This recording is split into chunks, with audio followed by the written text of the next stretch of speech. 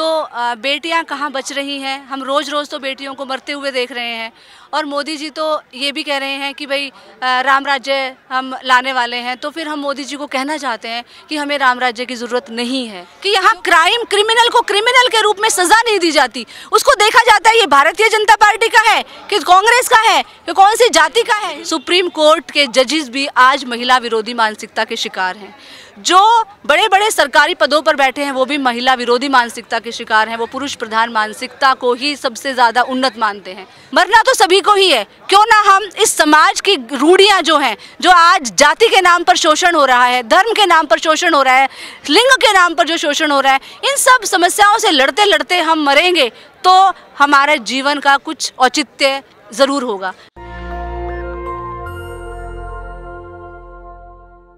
महिलाओं पर अत्याचार लगातार बढ़ता जा रहा है। वहीं आज जंतर मंतर पर, चाहे वो निर्भया का मामला हो या दिल्ली में एसिड अटैक हो या हाथरस की गैंगरेप का मामला हो, इसको लेकर तमाम महिला संगठन जो हैं वो विरोध कर रहे हैं। मेरे साथ ऋतु कौशिक हैं जो लगातार, चाहे महिलाओं का मुद्दा हो, शोषित वंचित समाज का मुद्दा हो, वो उस मामले को उठाती हैं।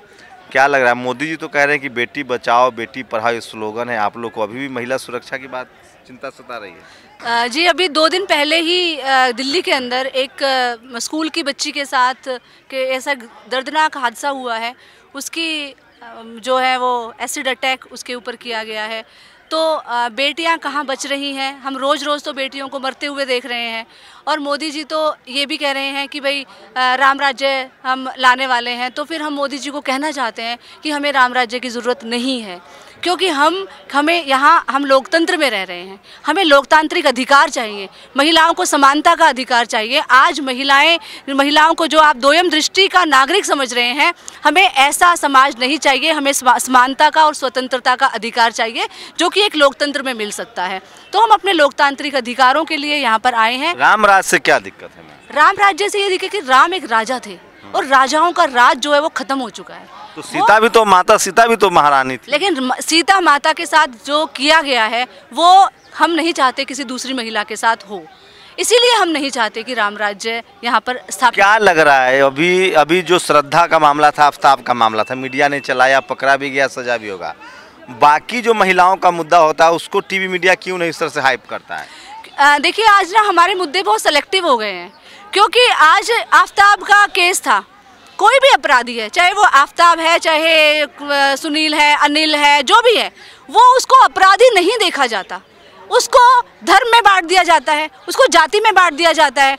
हम ये कहते हैं कि अपराधी जो है वो तो इंसान ही नहीं होता। एक बलात्कारी जो है, आप उसको जाति या धर्म में तो बाद में बांटिए ना, पहले वो इंसान तो हो। वो एक अपराधी जो एक महिला के 35 टुकड़े कर देता है, ये करेज कहाँ से आया उसके अंदर? कल भी एक खबर आई है, उड़ीसा का एक हिंदू लड़का है, उसने 49 बार चाकू मार दिया अपने गर्लफ्रेंड। इसीलिए ये हिंदू अपराधी हिंदू भी हैं, मुस्लिम भी हैं, इसीलिए वो इंसान नहीं रहते। जब भी उनके अंदर एक क्राइम करने की बात आती है वो हैवान बन जाते हैं। जी, क्या लग रहा है? आप तो लंबे समय से मतलब पब्लिक लाइफ में हैं, सब कुछ जाति और धर्म के हिसाब से अब तय होने लगा है, ये राम राज है। यही हमारे देश का ये बहुत बड़ी दुश्चिंता है हमारे लिए कि कहाँ हम जा रहे हैं, हमारा देश का भविष्य क्या होगा, कि यहाँ क्रिमिनल को क्रिमिनल के रूप में सज़ा नहीं दी जाती। उसको देखा जाता है ये भारतीय जनता पार्टी का है कि कांग्रेस का है कि कौन सी जाति का है, हिंदू का है। सबसे बड़ी विडंबना, अगर मुस्लिम आरोपी हो तो चर्चा होती है, लेकिन अगर पीड़ित दलित हो, जैसे हाथरस हो या तमाम ऐसे रोज ही मामले आ रहे हैं, और अगर आरोपी सवर्ण हिंदू हो तो भी चर्चा नहीं होती। इसे कैसे देखती हैं? यही इसीलिए देखते हैं क्योंकि आज भारतीय जनता पार्टी का जो एजेंडा है वो पूरा का पूरा मनुवाद पर आधारित है। वो उनके अनुसार, उनके सिद्धांत के अनुसार महिलाएं और शूद्र वो इंसान कहलाने लायक हैं ही नहीं। महिलाओं को भी जैसे मर्जी हम इस्तेमाल कर सकते हैं, वो उपभोग की वस्तु हैं, वो इंसान कहने लायक ही नहीं है। इसीलिए और महिला, और वो भी शूद्र महिला, उसका तो कोई वजूद ही नहीं है। तो सभी शूद्र ही हैं। शूद्र से भी नीचे है महिलाएं, शूद्र पुरुष से भी नीचे है महिलाएं। इसीलिए उन लोगों की जो मानसिकता है, लेकिन ये मानसिकता, मेंबर ऑफ पार्लियामेंट बहुत हैं, अब तो विधायक भी हैं, सांसद महिलाएं भी बनने लगी हैं। जब से देश में संविधान लागू हुआ, बाबा साहब ने जंजीरें काट दी है, महिलाएं पायलट बन रही हैं, संसद में है, मंत्री हैं, निर्मला सीतारमन है या फिर स्मृति ईरानी जैसी इतनी बोलने वाली हैं। क्या लगता है ये लोग भी सिलेक्टिव मुद्दों को चूज करती हैं या अब तो उधर से आवाज़ ही नहीं आती है? जी बिल्कुल सही कहा आपने, आवाज़ नहीं आती है। असल में ये महिलाएं जो हैं वो भी उसी मानसिकता की शिकार हैं कि वो इस्तेमाल हो रही हैं, वो इस्तेमाल हो रही हैं उन लोगों के हित में जो कि आज देश को बांटने का काम कर रहे हैं। आज महिलाएं, शाहीन बाग की महिलाओं ने दिखाया कि महिलाएं जो हैं वो एक नागरिक के रूप में आवाज़ उठा सकती हैं, समाज परिवर्तन में अपना योगदान दे सकती हैं। लेकिन ये जो कुछ महिलाएं हैं जो आज पदों पर बैठी हुई हैं भारतीय जनता पार्टी की, वो अपने आप को भी वही मानती हैं कि शूद्र, गवार, पशु, नारी सब ताड़न के अधिकारी, इन्होंने स्वीकार कर लिया है। वो जो कैसे बदलेंगे हालात में? हालात आंदोलन, महिलाओं का डाइवर्सिटी, मतलब हर जगह पर उनकी भागीदारी तय हो, उनकी संख्या तय हो। जैसे मैं अपना अनुभव बता रहा हूँ, मैं एक मर्द के तौर पे, अगर हमारे आसपास हमारे ऑफिस में महिलाएं होती है तो हम बोलने, उठने, बैठने का तरीका हमारा बदल जाता है। तो जैसे इंग्लैंड में था कि महिलाओं की भागीदारी बढ़ाई गई तो क्राइम रुका, भारत में भी डाइवर्सिटी जरूरी है, महिलाओं की भागीदारी होनी चाहिए। महिलाओं की भागीदारी हर जगह होनी चाहिए। सुप्रीम कोर्ट के जजेस भी आज महिला विरोधी मानसिकता के शिकार हैं। जो बड़े बड़े सरकारी पदों पर बैठे हैं वो भी महिला विरोधी मानसिकता के शिकार हैं। वो पुरुष प्रधान मानसिकता को ही सबसे ज़्यादा उन्नत मानते हैं। तो महिलाओं की भागीदारी कोर्ट से लेकर, सरकार से लेकर, पंचायतों तक, हर जगह महिलाओं की बराबर की। कौशिक जी, जो सवर्ण महिलाओं की भागीदारी अब तक तय हुई है, लगभग सवर्ण महिलाओं की कुछ भागीदारी मिली है, कुछ मिली है, वो उनके तरफ से भी चुप्पी है। बहुत गलत है ये।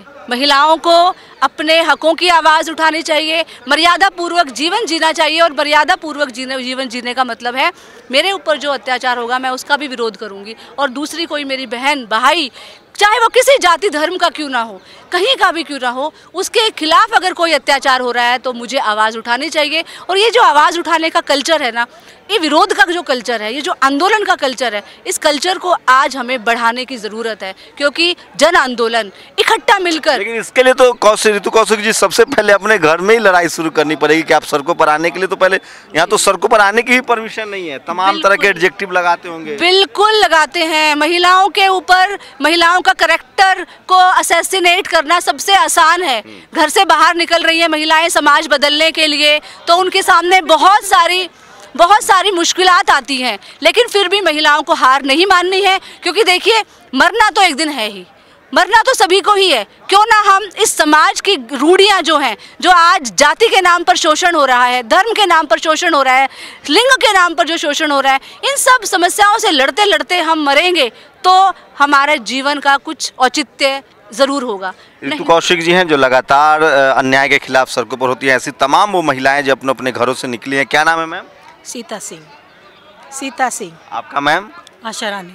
आपका मैम? मधु रानी। तो ये वो महिलाएं हैं इस दौर में जब चारों तरफ चुप्पी है, एक डर का माहौल है, जाति के नाम पर, धर्म के नाम पर जब अत्याचार फिर से सर उठा रहा है, उसको वैलिडिटी मिल रही है, लेजिटिमेट किया जा रहा है, ऐसे दौर में ये वो महिलाएं हैं जो सड़कों पर आ रही है महिला राइट्स को लेकर। इसी दिल्ली में निर्भया हुआ था, पूरा देश उबला, लेकिन इसी देश में हाथरस होता है तो लोग नहीं मिलते हैं। मुद्दों को अब जाति और धर्म में बांट दिया गया है। कोई आरोपी मुसलमान है तो बातें होती हैं, कोई आरोपी सवर्ण हिंदू है तो बातें नहीं होती है, कोई पीड़ित अगर सवर्ण महिला है तो बात होती है, कोई पीड़ित गैर सवर्ण महिला है तो बात नहीं होती है। लेकिन ऋतु कौशिक जी, लोग ऐसी महिलाएं हैं जिनसे उम्मीदें बनती है कि अभी अन्याय चल रहा है लेकिन अन्याय के खिलाफ आवाज़ें भी बुलंद है। पूरी बातचीत पर अपनी प्रतिक्रिया जरूर दीजिए। कैमरा नासिस के साथ शंभू कुमार सिंह, नेशनल दस्तक, जंतर मंतर, दिल्ली। नेशनल दस्तक की आपसे गुजारिश है कि अगर इसको बचाना चाहते हैं तो नेशनल दस्तक को सब्सक्राइब करने के लिए रेड कलर के सब्सक्राइब बटन को दबाएं, फिर बेल आइकन की घंटी दबाएं। नेशनल दस्तक को बचाने के लिए बहुत जरूरी है कि हर खबर को शेयर करें, लाइक करें, कमेंट जरूर करें।